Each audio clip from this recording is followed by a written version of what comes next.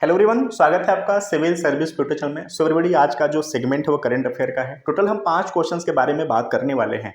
अगर इन क्वेश्चंस के बारे में, इस टॉपिक के बारे में आप ऑलरेडी एनालिसिस कर चुके हैं, पढ़ चुके हैं, तो प्लीज़ आप वीडियो को स्किप कर लेना। क्यों? क्योंकि अगर आप यहाँ पे समय को बचाएंगे तो स्टडी में उसको यूटिलाइज कर सकते हैं। किन किन क्वेश्चंस पे, किन किन बातों पे हम आज बात करने वाले हैं उसको पहले बता देते हैं, ताकि आपको पता चल जाए कि आप जान चुके हैं या नहीं। पहला है 64 योगिनी मंदिर के बारे में बात करेंगे। नेक्स्ट है कि जो ऑपरेशन सजग है इसके बारे में बात करना है। थर्ड है कि हाल ही में पेश किया गया जो 128वां संविधान संशोधन बिल था, इसके बारे में बात करना है। अगर आप चैनल से जुड़े हुए तो ऑलरेडी मैं इसके बारे में डिस्कस कर चुका हूं। कौन सी संस्था बीमा सुगम लॉन्च करने की योजना बना रही है। और लास्ट है होयसला मंदिर के बारे में बात करने वाले हैं। इनका कारण क्या था ट्रेंड में आने का, क्यों रीजन बना है चर्चा करने का, इस पर भी बात करेंगे।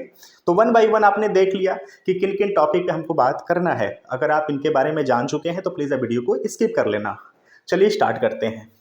जो 64 योगिनी मंदिर है किस राज्य या केंद्र शासित प्रदेश में स्थित है?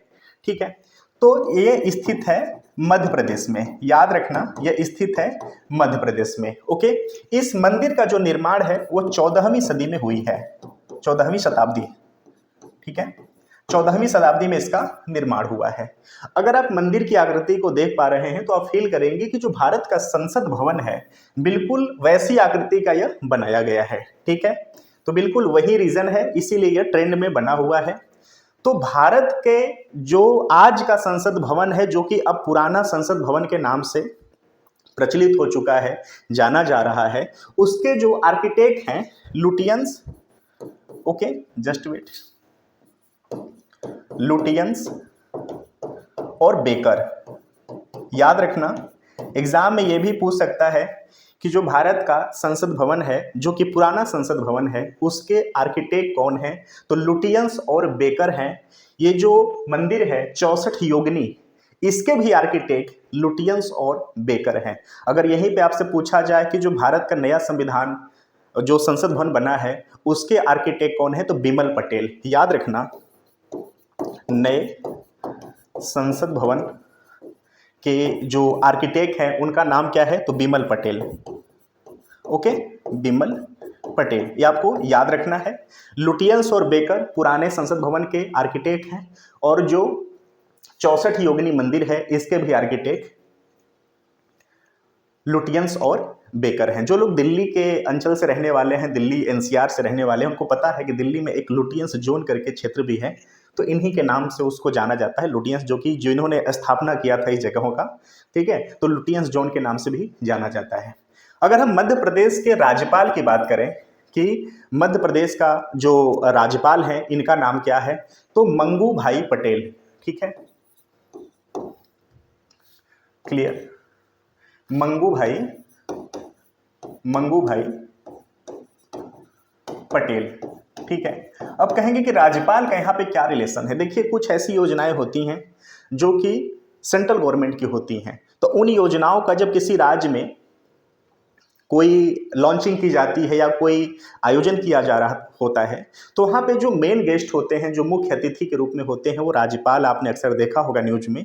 तो हो सकता है कि सेंट्रल गवर्नमेंट का नाम न लेकर के सेंट्रल गवर्नमेंट की योजना का नाम ले ले, और पर्टिकुलर जिस वो राज्य के राज्यपाल हैं उस राज्य के राज्यपाल के नाम से बता दे कि इस योजना का जो उद्घाटन है या समारोह, जो भी जिस भी हिसाब से योजना लॉन्च की गई थी, वहां पे पूछ ले कि इसका लॉन्चिंग किसने किया, या किस जिला में किया गया, या किस जगह पे किया गया। तो इस हिसाब से आपको राज्यपाल का नाम याद रखना चाहिए। तो मध्य प्रदेश के जो राज्यपाल हैं वो मंगू भाई पटेल हैं। आई होप सो कि इसके बारे में हमने सब कुछ जान लिया। अगर मंदिर की बात करें तो यह 64 योगिनियों, ठीक है, 64 योगिनियों को समर्पित है। ठीक है, समर्पित है। क्लियर, आई होप सो कि हम इसके बारे में सारा का सारा एंगल मैंने बात कर लिया। आर्किटेक्ट बात कर लिया, किस सदी में, किस शताब्दी में बनी है, ठीक है, किसको समर्पित है, और आज के समय से एग्जाम के लिए क्या इसका रेलेवेंसी बनती है। चलिए नेक्स्ट है, किस भारतीय सशस्त्र बल ने ऑपरेशन सजग ड्रिल का संचालन किया है। ठीक है, क्वेश्चन आप देख रहे हैं कि किस भारतीय सशस्त्र बल ने ठीक है। तो भारतीय तटरक्षक, याद रखना, भारतीय तटरक्षक, ओके। जो भारतीय तटरक्षक है ना, यह विश्व की, क्लियर, यह विश्व की चौथी सबसे बड़ी, ठीक है, विश्व की चौथी सबसे बड़ी तटरक्षक बल है, तटरक्षक सुरक्षा बल है। याद रखना कि विश्व की चौथी सबसे बड़ी तटरक्षक सुरक्षा बल है। अगर हम इसके स्थापना की बात करें कि इसका स्थापना कब किया गया था, तो 18 अगस्त 1978, ठीक है, 18 अगस्त 1978, 78 में इसका स्थापना किया गया था। अगर हम इसके मुख्यालय की बात करें कि मुख्यालय कहाँ पे है, तो मुख्यालय इसका न्यू दिल्ली। इसके साथ ही साथ 5 क्षेत्रीय मुख्यालय भी है, 5 क्षेत्रीय मुख्यालय भी है, ठीक है, पश्चिम, उत्तर पश्चिम, क्लियर, पूर्वी और उत्तर पूर्वी, और एक है अंडमान निकोबार में। अब देखिए, जो पश्चिमी जो मुख्यालय है वह है मुंबई, क्लियर, पश्चिमी मुख्यालय मुंबई है। उत्तर पश्चिमी की बात करें तो गांधीनगर, गुजरात, क्लियर। अगर हम पूर्वी की बात करें तो यह है चेन्नई, ठीक है, यह है चेन्नई। अगर उत्तर पूर्वी की बात करें तो कोलकाता। अंडमान निकोबार में जो क्षेत्रीय भारतीय तटरक्षक बल का जो मुख्यालय है वह है पोर्ट ब्लेयर, ठीक है, port Blair. I hope so कि आपने इसके बारे में सब कुछ जान लिया। सो विश्व की चौथी सबसे बड़ी तटरक्षक है। हाँ, अगर इसके बात करें अध्यक्ष की, कि अध्यक्ष कौन है इस समय, क्लियर, इसके अध्यक्ष कौन है, तो वीरेंद्र सिंह पठानिया, याद रखना, वीरेंद्र सिंह पठानिया, क्लियर, वीरेंद्र सिंह पठानिया इसके अध्यक्ष पद पे इस समय है। 5 इसके हो गए क्षेत्रीय मुख्यालय, मेन मुख्यालय नई दिल्ली में है, विश्व का चौथे सबसे बड़ी तटरक्षक बल है। 18 अगस्त 1978 को 78 को इसका स्थापना हुआ था।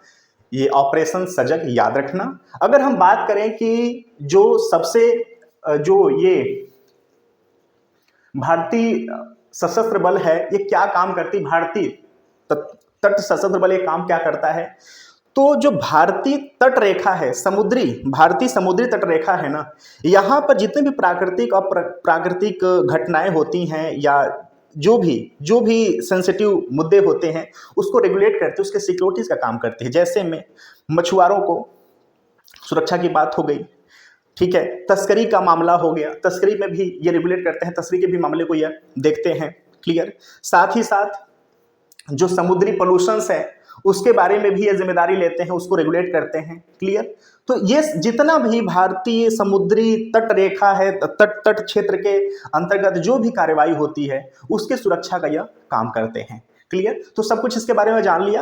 आप ये अध्यक्ष वीरेंद्र सिंह पठानिया को भी आप याद रखना, मे भी एग्जाम में यहाँ से पूछ ले या इसके स्थापना से पूछ ले या मुख्यालय से पूछ ले कि पश्चिम में कौन सा मुख्यालय है या उत्तर पश्चिम में कहाँ पे मुख्यालय है या पूर्व में कहाँ मुख्यालय है, तो मे भी आप हर एक डायमेंशन से चीजों को देख लिए। तो याद रखना ये ऑपरेशन सजग, याद रखना ऑपरेशन सजग, ठीक है। चलिए, क्वेश्चन नंबर 3 है, हाल ही में पेश किया गया 128वां संविधान संशोधन जो विधेयक है 2023 किससे संबंधित है, तो याद रखना यह 33% महिला आरक्षण से संबंधित है। कहां पर, राज्यसभा, लोकसभा और विधान सभा की सीटों के लिए, क्लियर, याद रखना। देखिए, राज्यसभा, लोकसभा, विधानसभा की जो सीटें थी, ठीक है, उसमें SC ST को लेते हुए की बात कर रहे हैं। यहाँ पर आरक्षण 33% महिलाओं के लिए किया गया है, ठीक है, वो भी रोटेशनल फॉर्म में इसको किया जाएगा। हालांकि अभी ये लागू नहीं है, जब अगला सेंसेक्स यानी कि जनगणना हो जाएगा उसके बाद इसको रेगुलेट किया जाएगा। बन चुका है नियम, लेकिन अभी लागू नहीं किया गया है। तो आप ये मत सोचना कि जो लोकसभा का चुनाव होने वाला है 2024 में उसमें ये नियम रहेगा, तो ये नियम अभी नहीं रहेगा। जब जनगणना हो जाएगा तो जनगणना होने के बाद ये नियम लाया जाएगा, ठीक है, क्लियर। तो अगर ये बात करें कि जो संशोधन बिल था ये किस किस नाम से लाया गया था, इसका नाम क्या है, किस किस टैग लाइन के साथ इसको लाया गया है, तो ये भी आपको पता होना चाहिए और ये भी आपको बहुत अच्छे से याद होना चाहिए। ठीक है, क्लियर। तो ये भी आपको बहुत तरीके से पता, अगर आप वीडियो डेली का डेली देख रहे हैं ना, तो ये मैंने पूरा का पूरा कंप्लीट डिस्कशन इसके बारे में किया है, एक भी पॉइंट मैंने वहां से मिस नहीं किया है। तो नारी शक्ति वंदन के नाम से इसको लाया गया है, ये भी आप याद रखना। ये 33% आरक्षण की बात करता है राज्यसभा, लोकसभा और विधान सभाओं में। ठीक है, विधान परिषद में याद रखना इसका कुछ ऐसा मामला नहीं है। ठीक है, विधान सभा की बात कर रहे हैं। क्लियर, चलिए आगे चलते हैं। और हाँ, ये जो 128वां है, अगर आपसे ये पूछ ले कि पंचायती राज में जो 33% आरक्षण 1/3 की बात करी जाती है, अगर वहां की बात करें तो याद रखना 73 और 74 संविधान संशोधन हुआ था 1992 में। ठीक है, 1992 में यह क्या करता है कि स्थानीय लेवल पर आरक्षण की बात करता है, जैसे कि पंचायती राज और म्यूनिसिपल पार्टीज में यह बात करता है 33% का। तो ये वाला जो संशोधन है यह स्थानीय लेवल पर था, ग्रामीण और शहरी लेवल का जो 3rd लेयर का रेगुलेशंस होता है उस पर होता है। और जो 33% अब वाला हुआ है, जिसका कि नारी शक्ति वंदन के नाम से बिल लाया गया था, यह राज्यसभा, लोकसभा और विधानसभा में 33% महिलाओं के सीट के आरक्षण की बात करती है। ठीक है, चलिए, कौन सी संस्था बीमा सुगम नामक ऑनलाइन प्लेटफॉर्म लॉन्च करने की तैयारी में है? देखिए, इसका जो राइट आंसर है, इस क्वेश्चंस को आप बिल्कुल स्टार मान लेना कि ये क्वेश्चंस में भी एग्जाम में लड़े। ठीक है, तो इसका राइट आंसर है बीमा विनियामक विकास।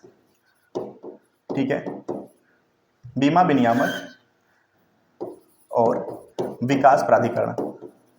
क्लियर, विकास प्राधिकरण। ठीक है, IRDAI।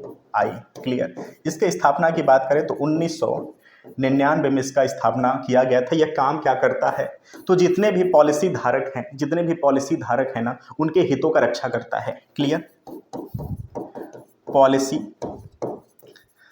धारक के हितों का रक्षा करता है, ये आप याद रखना। ये भी वर्ग पूछ सकता है, हितों का रक्षा करता है। ठीक है, इन्होंने क्या किया है कि अब ऑनलाइन ये दुनिया का सबसे बड़े पॉलिसी उत्पाद बेचने वाले बनने की कोशिश में है। ये दुनिया का सबसे बड़ा पॉलिसी विक्रेताओं में एक होना चाह रहे हैं, अब सबसे अव्वल होना चाह रहे हैं। ऑनलाइन के तहत ये परिवहन, यात्रा, प्रॉपर्टीज, हेल्थ संबंधी सुरक्षाओं को देना चाह रहे हैं।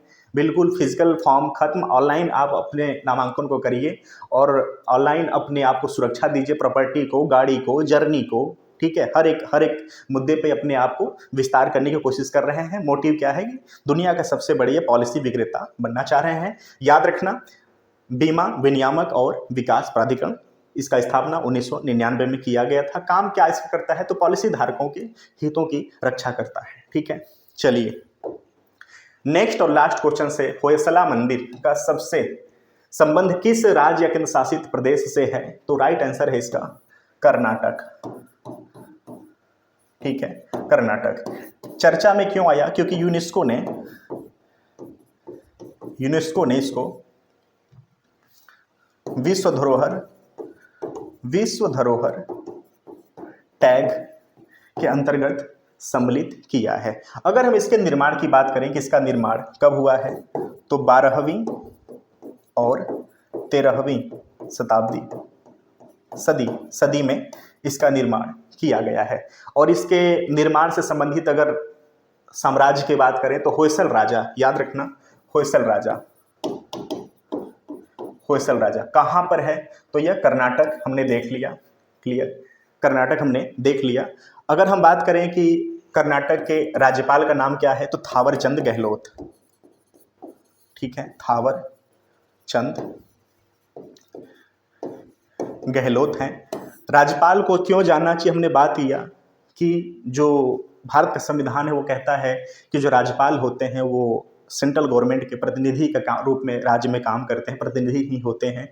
तो बहुत सारी ऐसी योजनाएं होती हैं कि सेंट्रल गवर्नमेंट बिल्कुल सीधे तौर पे नहीं जा पाता है राज्यों में, तो जो मेन मुखिया के तौर पे काम करता है राज्य का, वो राज्यपाल ही करता है। तो राज्यपाल का नाम याद रखना चाहिए। हो सकता है कि मुख्यमंत्री का नाम न लेके किसी योजनाओं के साथ राज्यपाल का नाम जोड़ दे, तो वहाँ पर कन्फ्यूजन क्रिएट हो सकती है। तो राज्यपाल का नाम भी याद रखना आपको काफ़ी ज़रूरी है।